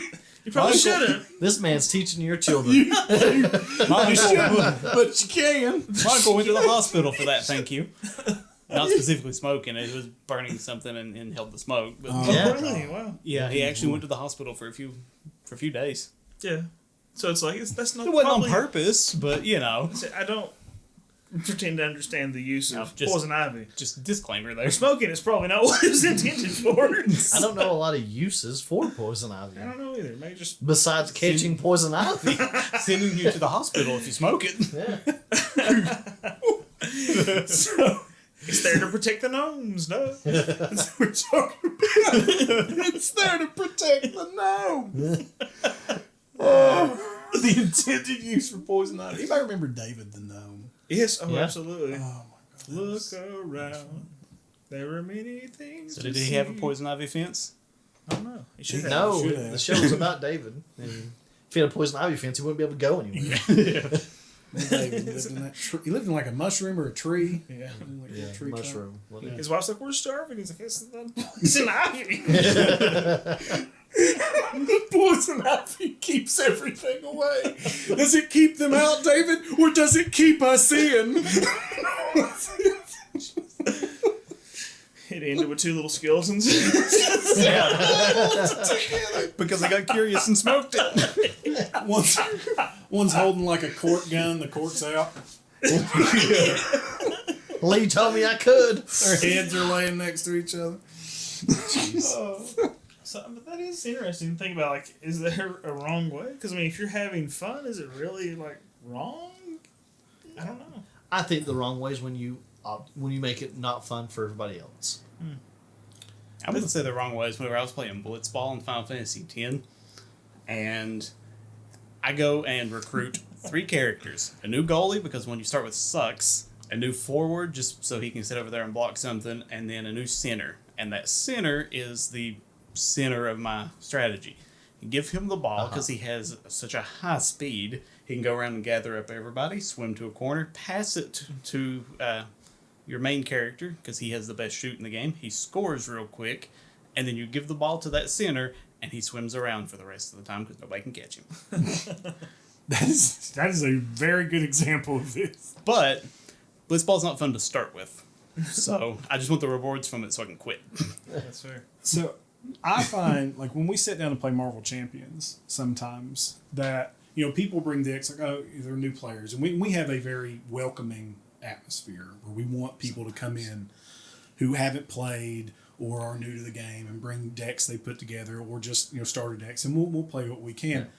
There are some times where people who have decks of that sort want to fight scenarios that are not particularly built, that those decks are not particularly built for. And sometimes I find myself, not often, thinking, oh, and if everybody hears it is a monsoon, the wrath of the Lord is upon us. We're going to build an ark after this. Outside. We get two of every critter, 2 of every holler critter, and 2 of every Koopa, and load them up. And I'll find myself, I'm like, oh, I kind of don't want to play with that because I know I'm going to lose. I'm going to get wrecked. I know I'm going to lose, but it's a cooperative game. We're supposed to have fun, but I'm like that competitive part of me, and that is a bad part of me. It is. Like, I want to have fun, but I don't want to lose. Yeah. Oh, yeah. 110%. Oh, nobody wants to lose. Dude, I'm hyper competitive, and that's the problem. There are times, like, there's a difference between getting together with just us playing and being like, I'm going to try this deck out. Oh, cool. I'm going to try this deck out. Let's play something easy. I like to sit down, like that Force of Will deck that I brought. Whatever I build, the guy came out and looked at it. I was like, whose random cards are these? And he's like, no, that's the deck I intended to play today. We had a point, again, speaking about deck of fun. I love stuff like that. But speaking about purposefully playing less optimally, we built decks for that Marvel Champions game that were solely made to beef up one character and to play attachments on that character's ally to beef that character up and make them do as much damage as we possibly can. And it literally trivialized every game we played. They were doing 70, 80, 90 damage a turn when average damage in that game is like 15 a turn. They were just obliterating everything. And so we said, okay, that's fun. We could play that every week. Why? Yeah, that's boring. Yeah. Why would you do that? It's not to that extent, but we played Shadowrun Crossfire. And we called it our Hans and Franz build because we was going to pump you up, We buffed. It was me. It was me and Aaron were playing, and we were basically we were the 2 getting buffed. The power just flickered. I think we're still recording. We are. Yeah. Right? Okay. But me and Aaron were basically getting pumped up on our turns and dealing as much damage as possible, while the other 2 were dealing, their turn, they basically weren't doing anything, and they were doing assists. So, I mean, they still got to play, and they could choose whose turn they'd done it on. And, I mean, we still lost to the last boss. We never did finish it. But it worked. It worked great. Mm-hmm. I think that's a good segue again into fun is subjective, right? Yeah. I mean, all 4 of us were having fun. Towards the end, so we need to start wrapping up. All 4 of us were having fun playing like that. So it was fine. But is that fun every time? Right. Like you were talking about doing 70 damage. It's like to see what you can do, to stretch your wings or whatever, and be like, yes, we can do this. But then to just obliterate and obliterate and obliterate. It's like nobody wants to go watch a ball game or whatever where it's like, 110 to 5. Oh, no. Yeah, it's like, that's miserable. Like, why would you do that? Well, there's a reason in tournaments they always put the first few rounds, it's always the top versus the worst. Is so that at the end of it, it's always the best ones get to play, so you get a good, exciting game. Usually. Yeah, I mean, fun is subjective. There's a lot of people that the most fun way they can play a tabletop RPG is to sit there and try to break the game. This brings us back to speed running. To speed run a game, you have to break it in 99% of cases. Oh, yeah. You can specifically do a glitchless category where you don't do anything to break the game, but you still have to have everything memorized, know exactly what you're doing. You're optimizing your path. How many frames you have to push a button. Yep. Yeah. So you're still breaking it in a sense. And there's a huge community for that stuff. Yeah. I mean, I love doing it. Yeah. And you have fun doing that because Yeah. that is a fun way that you enjoy interacting with these games. Is that the wrong way to play? Yes. I look at it as thanks for telling me I'm stupid. No, I look at it as like I'm competing with myself and other people in a like it's a competition the whole way to see who can do it the fastest. Right. But we're not actively hurting each other in a way either. So we're all still having fun, except for those dingbags that cheat and go on. But whatever. Do you think we can maybe do an episode eventually about like the whole Nuzlocke idea too? For Pokemon? We could just do like. Can you Nuzlocke forcing other? yourself- You Nuzlocke other Well, things? you can I mean, Nuzlocke- Nuzlocke's a Pokemon idea, right? Yeah. I mean, that is. It's definitely. It's definitely a Pokemon idea, but you can also come to like Fire Emblem or something like that, where Just it's be like, I want to set Well, I limitations mean- for myself. you would have to set new limitations because permadeath is a thing in Fire Emblem anyway. Yeah, I mean, it might be like in Final Fantasy Tactics. I do that to myself. I'm like, I'm not going to play a monk. Unga Bunga, dude. Yeah. You literally Yeah. just did that. Yeah. There is a much more efficient way to play Elder Scrolls than you played Elder Scrolls. Absolutely. But you played it that way because that was the way Elden you Ring. wanted to interact with the game. Elden Ring. Elden Ring, whatever. Not That's- Elden Ring. Yeah, Elden Rivers Ring. of Blood is a sword. Yeah, Rivers was like, why don't I use Rivers of Blood? Because it's so efficient. It's like, yeah, because Unga Bunga's freaking hilarious. It's hilarious until you get to Melania, and then it just wasn't fun. Dude, you see that? Yeah. I Unga Bungaed her face too. I played it, and it's like this. She's not fun. Yeah, everybody gets Unga Bunga. I played through before they nerfed Radon with Unga Bunga, beat him like that, and I was like, this wasn't fun. Yeah. But then we come down. Do we find stuff like that enjoying? I do. I've done Nuzlocke runs on Pokemon. I've done. I've played games. I played in World of Warcraft. Again, we come back to it. I'll put goals for myself where I'll play. There was a like an Iron Man challenge where you could only use white and gray quality items. Oh wow! And you'd go through it, and when you died, you died. Yeah. That was it. I love it. And then now they have like the actual hardcore classic servers and all these things. It's like- But that was back in the day. That was 15 years ago we were doing that. I've done a run of the Resident Evil 2 remake where I wasn't allowed to attack anything except for the bosses. Like, at all. I was like, I'm not even going to use the flash grenade. Well, that's the thing of optimization too. Is you'll see in some of these higher end raids again. And I'll come back to WoW, but it was a thing in Tomb Raider 2. Like the most efficient way to get between checkpoints was just to book it. Yeah. Just to book it between them. Don't fight anything. Just run. Don't interact with the game world. Just get between checkpoints. And at that point, like, do we feel? What do you guys think about that play style? Like, are they playing the game wrong? If they're enjoying it like that, no, I don't think so. But I think someone disagrees. Cody. well, If anybody didn't hear that thunder, just roared when Cody said, "No, I think they're okay." I don't know. yeah, I don't think there's anything wrong particularly in playing like that, especially if it's like a single player game. Doesn't matter. You're playing the game to have fun your way. But there's a certain thing to be said about exploring the world and actually experiencing it. Yeah, I mean, Breath of the Wild. We have a Breath of the Wild box over here near us. It's like you can see the end goal from the beginning of the game. It's like, do I just go? Yeah, you can beeline it, or but with sticks, and but there's something fun about just going out and exploring. Yeah. Oh yeah. So that is kind of the last bullet point here is, you were talking about a single player game, that's fine. So is it fun, and we've hit on this several times over the course of the conversation, but is it fun to play a cooperative game or to play a game with someone when some are and some aren't optimizing? yeah, I think that's different. The group has to agree if that's going to be fun for them or not. Yeah, I think it depends on the group. Like if they're going to have fun with one person sitting there trying to optimize everything, then I mean, more power to you, I guess. just think about how much our friend Zach and Will carry us in games. It's like Zach and Will optimize. Oh, It's like, and I'll just be like, I'll have fun because they're carrying me. So I mean, Zach and Will went hard on the Fippy timeline. I don't know if that was the first one. that's fun. Went hard. The first time I really ever rated an EverQuest was on that. Yeah. And we went hard. And it was so great. We had a lot of fun. See, I optimized my last run of EverQuest. We did raiding. I played Warrior. I had the best in slot for basically everything because we raided. But now it's like What's something goofy and stupid I can play? like I want to have fun It's like again. in Final Fantasy 14, I've carried and been carried in Yeah. that. I've had fun both. Yeah, it really So. is. Maybe it's just that agreement in the beginning. It's like, It's as before long we start as- playing, what are we doing? Yeah. As long as the whole group knows what's going on, I think it can be fine.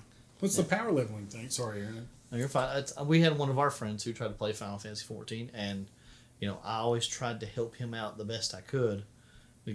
At the time, he was at a different schedule than us as well, but Yeah. and it was something he was like, I always felt like I was left behind. Yeah. So Yeah, that's a probably probably another a different topic story, but where it's and I got buddies like that where okay, a new game will come out and I have more time to play than you do. Yep. I'm going to play. I want to play. This is my time I have. I'm going to play this. And then, you have other friends that feel like, well, now I can't catch up because everybody's so far ahead of me. Yep. How do you justify, that's not an optimizing thing. That's a different topic. To an extent, I guess it kind of is. That's a good Because one. you're optimizing your play time, yeah. Yeah. right? And then that's that social contract, but that's we're not going to get into that on Maybe this a one. good one. That really would be a good episode, I think. Yeah. The I got a social story for contract that. of video games. Yeah. Social contract, just gaming in general, man. I mean, it's... Yeah. Because like I said, this, optimizing, and we're at an hour and a half, so we're going to start closing out. There's a lot to this. I think a lot more examples and a lot more discussion we can have on something like that. And we want to hear from you guys out there. Send us an email, hillshavenerds@gmail.com. Come on our Facebook. Come talk to us about how you feel about it. But we're going to continue on a little bit. So, we said setting the expectations, building expectations for optimization. This transcends genre, right? Like we've talked about this. This is a thing in board games. You can optimize Monopoly. Risk is a huge game. Yeah. Someone can absolutely, if they start a certain way, play a certain way off of like Australia or wherever. I can't remember There's a wherever correct else. country to start in. Yeah. And, yeah. You can be almost unkillable. So what do we think for our final thoughts for optimizing video games? Is it the developer's role to save us from ourselves? Is it a gamer? And this we didn't even really touch on this, and we needed to. Is this the developer's job to prevent us from our own vices, or is it a gamer mentality issue? And Lee, we've talked about this, that the older we've got, that my mentality over optimization has changed. Where I've really gotten to the point of, okay, I'm going to play this the way I want to play it. I want to do this, that, or the other thing. I want to take these talents because they look cool. Like I play Skyrim with a sword and a shield every time. That's what I want to play. I don't like bows. I don't want to play with bows. Playing every time. Yeah, playing with bows is the most efficient way to play Skyrim. Yeah. And I just enjoy the bow. Sneak and blast something from the distance. But I don't like them, and I don't want to. Yeah. But I'm being inefficient. I'm not. My character at no point is as strong as a character that has maxed out their bow and is maxing out their sneak. Yeah, and you're not playing the game wrong. I would argue you're just enjoying it. For me, at 100%, I think if you're having fun with it, go with it. For me, I think it's a little bit of both, but I feel like it's also more on the developer side to fix issues that are running rampant, specifically in fighting games. Balance issues or bugs. Things. Yeah, 100%. Single player games, I feel like it still says the same way. It's on them to fix those things. But at the same time, it has to be the player's mentality to really understand, who am I playing with? Is it just me? Or am I playing with other people who it's not going to be fun for them? Who is me doing this affecting? Yes. Yeah. That's probably a better word. Yeah, what was it? Honestly, I would say it's like a 50-50. Yeah. Am I maximizing my pleasure at the expense of someone else? That's Not optimizing the fun out of this. Yeah. Well, you find it in there's a thing I used to talk about, artificial difficulty, and I found as I've grown older, I'm more on the side of artificial difficulty than I was back in the day. And And what I mean by artificial difficulty is something like, again, we talk about MMOs are probably the most egregious for this, where they will set like you have to hit a certain reputation with something before you gain access to something else, or you have to do this before you can do that, so on and so forth. That is, and it's not particularly hard to get that reputation. It's just a grind, and that was what I always called artificial difficulty, because it rewarded whoever had the most time to put into it. Yeah. Right, especially when it was uncapped. Yeah. When if I sat down and put 8 hours a day into, grinding Ice Paw rep in World of Warcraft, or grinding my Blood Sail Buccaneers rep in WoW, as long as I wanted to sit there and kill those monsters, they would continue to give me reputation. Yeah. But then there was this kind of shift, and you got into later expansions where there was a cap put on the amount you could earn per week. And that is, to me, an example of developers saving the players from themselves. Yeah. Where I want to do these other things. I want to go do dungeons with my friends. I want to go do that. But I also, like, this item that comes from this reputation is the best item I can get. And so my time is better spent doing this, like grinding this rep as quickly and as much as I can. So putting that artificial difficulty in, or where it's, or removing that artificial difficulty and putting in a cap where it's, okay, once I hit 10,000 rep in a week, I can't get any more. I don't have to worry about that anymore. I can go do whatever else I want to do. Yeah. Yeah. That is the developers saving the players from themselves, and some people hate that. Yeah. Like Some dailies. people absolutely hate that. Yeah.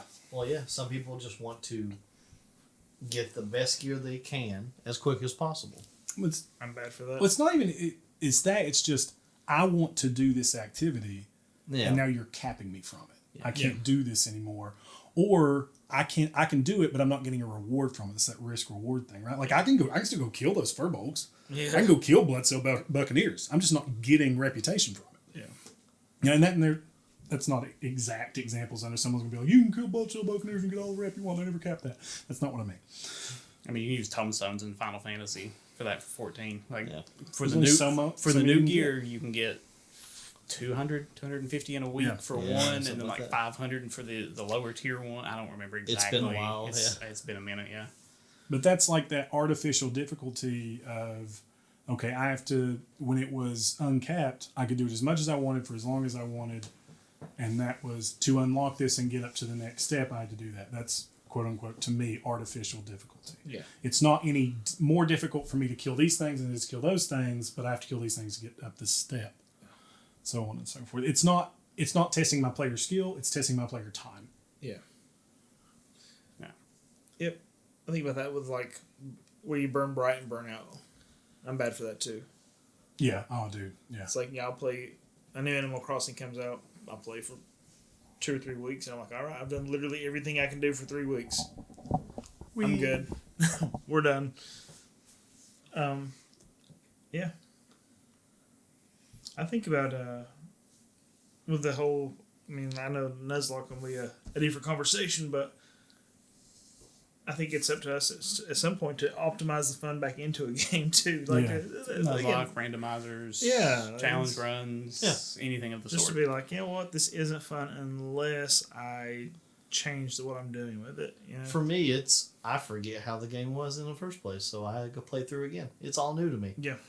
We do that with speedrunners, where we turn the speed all the way up, and then when we actually play it without the speed all the way up, it's like, I don't know what the hell I'm doing. Yeah. I'm terrible at this game. We go from super speedrunners to the normal speedrunners, and it's like snail speed. Yeah. And we're smashing into walls when we're going slower. Yeah. But is that a problem though? I mean, I think it's good in a way, but is that an issue where players have to create new ways to come up with games, or does that show the ingenuity of these game developers to have created these worlds where players can innovate and kind of mix and match inside of it? I think that comes from Aonuma. What's that? For Zelda?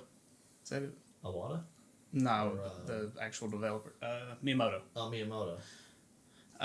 He was talking about it and said, I think it was specifically Tears of the Kingdom, he's like, I love seeing all this stuff that they're coming up with, building on these and seeing the ways that they can go about doing everything in different ways. It's like, that's fantastic. Yeah, it's Breath of the Wild. That's when they were like freezing the trees and hitting them and launching themselves. He's like, just watching my players explore the world and find what they can do. I love seeing it. Keep doing it. Yeah, they were building the flying engines, things like that. Yeah. I think that's where we should. I see a lot of that with video games nowadays. There's a lot of physics-based stuff where it's like, you know what, go have fun. Yeah. Go do it. And I think that's something good on the developers to be able to create a world where everybody can build stuff or do other ways to play the game. Go break it if you want, or don't. That's one. It's one of the examples like that stuff they love seeing. But then you got the duplicating glitches. Oh yeah, that they patched out because they were like, well, no, we can't have that, and it's understandable because there's a difference between. I've found this cool way to freeze this tree and launch myself across Hyrule. Launch myself. Then, oh look, I can get all the money I ever wanted and beat this game in no time. Was coming back to full circle to Soren Johnson and Civilization. There was again that bug where you could optimize the amount of hammers you were getting to do things, and I think this is what it was. And we're gonna have a link to this blog post in the show notes so everybody can read through it. It's super interesting if you're interested in game development and just the stories behind that. That they took that bug in later iterations and they patched it. They patched it out because it was a weird bug where like stuff would overflow, but if you did this certain thing, it wouldn't overflow. And they patched that out. Or it was the multi-city thing, something like that. They patched some kind of little bug or little exploit out. And players were really upset because a lot of people enjoyed playing like that. It's like the Paladin deal we were talking about for a while with the different blessings. They enjoyed playing like that. So what they ended up doing was saying, okay, we're going to put it back in. We're going to put it in as an option, as a toggle, that you can choose to... No, I remember what it was. It was save gaming. It was game save state. So they had a thing where so what you could do initially was start a combat. If the combat didn't turn out the way you wanted to, or you'd save the game, start a combat, if it didn't turn out, reload, fight again. Save scumming. Save scumming. Yeah. That's where you save the game before a point, go check something. Oh, it didn't happen. Okay, I'm going to reload. I'm going to try it again. Yeah. So they patched that out to where all combats were like predetermined. Like if I started a combat, whatever I went into it with, I was going to win or lose. Right? So it knew before I started the combat whether I was going to win or lose that. So I would either have to go back and grind more or whatever. So save scumming really didn't help at that point. Because there was no randomness to the combat. I couldn't get a lucky crit or whatever have you. But they went in and people were upset they took that out because they enjoyed that style of gameplay. They enjoyed saving and then going and fighting and then coming back and doing it again. And so they turned on a setting in the game where you could turn it to that. The no longer predetermined combat. That's cool. And that to me is what I as a player would like to see more developers do when it comes to protecting the player from themselves, because more options for players, and we touched on this earlier with Dungeons and Dragons and Wizards of the Coast, more options for us as players is not a bad thing. It's rarely ever a bad thing. You can get overwhelmed, right? There can be choice paralysis, but more options is rarely, if ever, a bad thing. Someone else did something similar, and I can't remember what. I read an article the other day about that. It was something people complained about, and then some people liked it, and some people didn't, so the developers went in and added as an option that you could turn on and off, which is great. Yeah, I think a good conversation choice for us at some point would be about accessibility. I think that's kind of a neat thing to roll into from that. Is some people like it, some people don't. And I think video games are really doing a great job. A lot of developers are doing a great job of making video games more accessible to people regarding time, regarding ability, and other such. So when you mentioned that option, it reminded me of like in Final Fantasy 16, I think it is, where you can there's a charm you can get that makes you automatically like combo and stuff. You can just turn on or turn it off, whatever. And so it's like, it seems like developers are working to save us from ourselves, but also keep the game fun. Yeah, it's neat. And players are already creating. We've talked about Nuzlocke runs. We've talked about your randomizers and things like that. Players are creating new ways, new options to interact with these games every day. So developers, a lot of times, or I don't know if a lot of times, but we see instances of that, developers incorporating that into the next iteration of the game. Something that the community enjoys.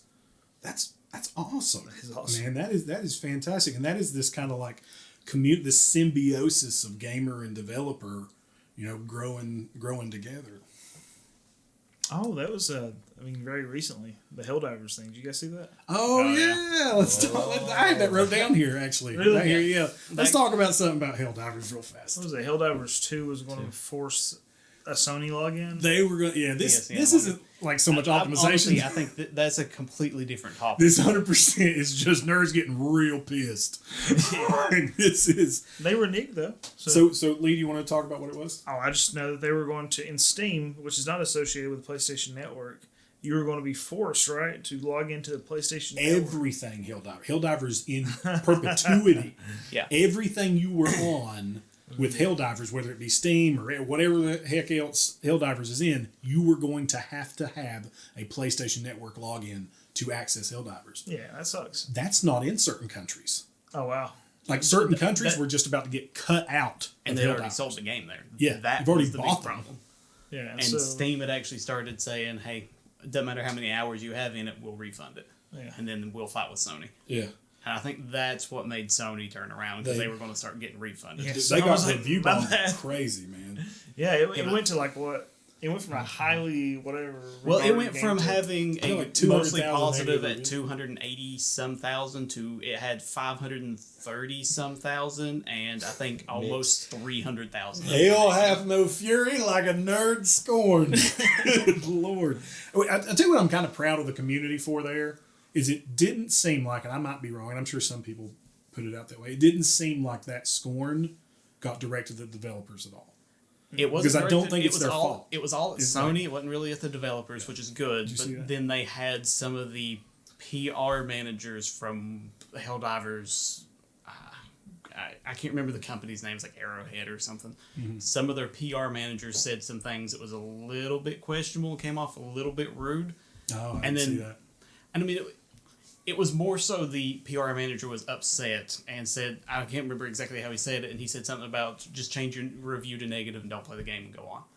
And then they had a clarification. He came back and he's like, okay, this is what I meant by this. And he tried to clarify it all. And he said, but I was serious about the negative reviews. Do that. Yeah. I mean, essentially, it's like, what do you want us to do? Like, it's Sony. Sony is going to do, like, you guys have to speak with your wallets, change your review to negative, and move on. That's what you have to do. Yeah, it is wild to see. When the public starts swinging that hammer, dude. It's like everybody goes, okay, hold up now. Again, Yeah. it's We're a different business. It's a different topic. It's a different- but we can companies have a whole have thing. been awful recently. Ubisoft. Ubisoft, Sony. Sounds like a good conversation. They've just been Seize the means of control. production. The public has power. The majority has power. Get your hammer and sickle, boys. But it happened. We saw it with Sonic. The We revolution. saw it with the starts. Sonic movie. We saw it with Helldivers too. All right, so there we go. The revolution is now. You be the change you want to see. For democracy against bugs. Yeah. Bring democracy to planets with bugs. Our vague, most large forms of government are bad allegory is now not going to get completely shut down and tied to the PlayStation Network. It continues to be democratically ran. All right, but we're going to end there.